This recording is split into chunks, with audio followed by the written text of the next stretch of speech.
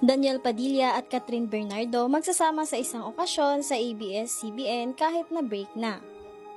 Bagamat kinumpirma nilang break na sila, pumayag sina Catherine Bernardo at Daniel Padilla na magsama sa isang malaking okasyon ng ABS-CBN at ito ang dapat abangan ng Katniel fans. Ipinagluksa ng Katniel fans ang paghihiwalay ni Catherine Bernardo at Daniel Padilla dahil hindi nila matanggap na hahantong sa wala ang 11 taong relasyon ng kanilang mga iniidolong artista. Kinumpirma ni Catherine at Daniel ang kanilang breakup noong nakaraang Webes, November 30, 2023. Pero tiyak na ikatutuwa ng mga tagahanga ng Katniel Love Team na pumayag sina Catherine at Daniel na magsama sa isang malaking okasyon ng ABS-CBN at ito ang kanilang dapat abangan. Ang pagpayag ni Catherine at Daniel na magkasama sa isang proyekto ng ABS-CBN ang resulta ng kanilang maayos na paghihiwalay at patunay ng pagpapahalaga nila sa pagiging profesional sa trabaho.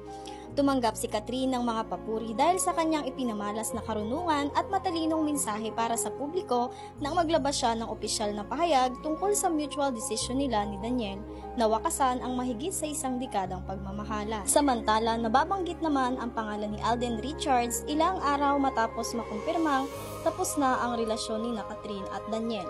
May mga tagahanga sina Alden at Catherine na isinusulong ang kanilang love team dahil malaya na ang dalaga. Samantalang single pa rin ang aktor.